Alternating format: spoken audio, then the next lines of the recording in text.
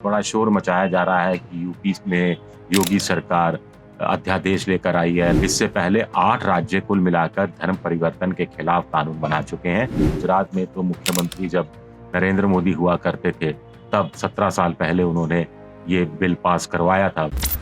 नमस्कार, मैं हूं आपका दोस्त विजय विद्रोही। धर्म परिवर्तन कानून या जिसे लव जिहाद के खिलाफ कानून भी कहा जा रहा है, इसके आजकल बहुत जिक्र हो रहा है जब से यूपी सरकार ने अध्यादेश लागू किया है।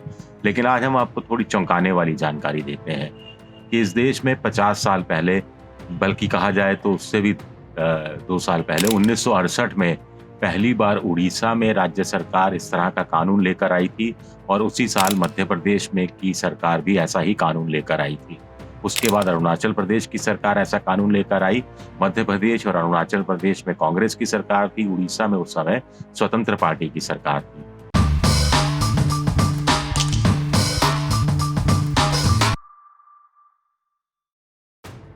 तो जो इस समय बड़ा शोर मचाया जा रहा है कि यूपी में योगी सरकार अध्यादेश लेकर आई है, लव जिहाद के खिलाफ एक बहुत भारी पहल की है, तो ऐसा नहीं है। इससे पहले 8 राज्य कुल मिलाकर धर्म परिवर्तन के खिलाफ कानून बना चुके हैं। हाँ, उन कानूनों में भी लव जिहाद का कहीं जिक्र नहीं था और इस कानून में भी लव जिहाद का कोई जिक्र नहीं है। जो 3 राज्यों की हमने बात की, इसके अलावा गुजरात है, उत्तराखंड है, छत्तीसगढ़ है और झारखंड है। ये कुछ राज्य हैं जहां पर धर्म परिवर्तन के खिलाफ कानून बन चुका है और कई साल पहले बन चुका है। गुजरात में तो मुख्यमंत्री जब नरेंद्र मोदी हुआ करते थे, तब 17 साल पहले उन्होंने ये बिल पास करवाया था। वो भी 5-6 साल अटका हुआ था। लेकिन एक बड़ी मजेदार और एक चौंकाने वाली खबर आपको देते हैं राजस्थान को लेकर। राजस्थान की सरकार ने भी धर्म परिवर्तन कानून, वसुंधरा सरकार ने 2006 में बिल पास कराया था, विधेयक पास करवाया था विधानसभा के अंदर। लेकिन 2006 के बाद अब 2020 14 साल हो गए हैं और 14 सालों से ये बिल राष्ट्रपति भवन में अटका हुआ है।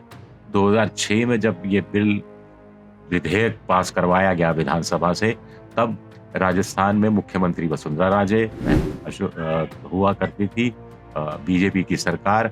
राज्यपाल प्रतिभा पाटिल जो कांग्रेस की थी वो हुआ करती थी। तो प्रतिभा पाटिल ने राज्यपाल की हैसियत से बिल पर कुछ ऐतराज किए और राष्ट्रपति के पास भेज दिया उसको अंतिम मंजूरी के लिए। राष्ट्रपति डॉक्टर कलाम हुआ करते थे, जिनको अटल बिहारी वाजपेयी जी ने चुना था, जो कि संघ और आरएसएस से आए हुए थे।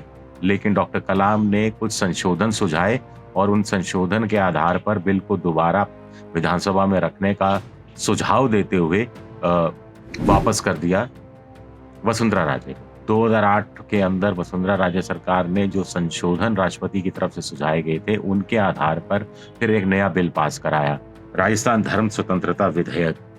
ये पास करवाया। कांग्रेस ने इसका भारी विरोध किया। तब राज्यपाल एसके सिंह होते थे, जो भी कांग्रेस की विचारधारा से जुड़े हुए माने जाते थे। उन्होंने भी ये बिल राष्ट्रपति को भेज दिया। मुख्यमंत्री वसुंधरा राजे के दफ्तर के बीच में चिट्ठियों का सिलसिला चलता रहा, लेकिन उन्होंने इस पर हस्ताक्षर नहीं किए।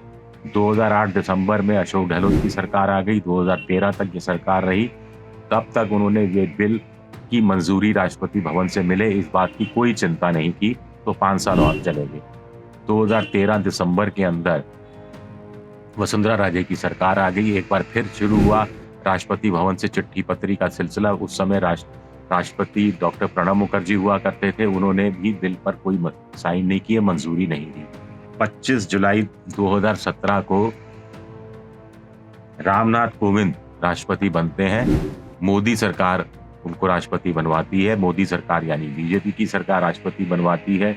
उस समय भी राजस्थान में वसुंधरा राजे की सरकार थी 2018 दिसंबर तक। तो जुलाई 2017 से दिसंबर 2018 के बीच में भी फिर कोशिश हुई, लेकिन राष्ट्रपति भवन की तरफ से वो बिल, वो विधेयक मंजूर होकर वापस राज्य सरकार के पास नहीं आया। अब बदली हुई परिस्थितियों में कांग्रेस का कहना है, अशोक गहलोत साफ साफ कह ही चुके हैं कि लव जिहाद शब्द बीजेपी ने जानबूझकर गढ़ा है और लव जिहाद के बहाने हिंदुत्व की राजनीति वो खेलना चाह रहे हैं। और ऐसे में अब राज्य सरकार का कहना है कि बदली हुई परिस्थितियों में अगर राष्ट्रपति रामनाथ कोविंद के यहाँ से जो 14 साल पुराना विधेयक है उसको मंजूरी मिल भी जाती है तो राज्य सरकार अपनी नई नीति के अनुसार, यानी कांग्रेस की अशोक गहलोत की सरकार अपनी नई नीति के अनुसार उस पर फैसला करेगी, अंतिम फैसला करेगी कि उसे कानून का रूप देना है उसे या उसको खत्म कर देना है। आप समझ सकते हैं कि क्या फैसला होगा।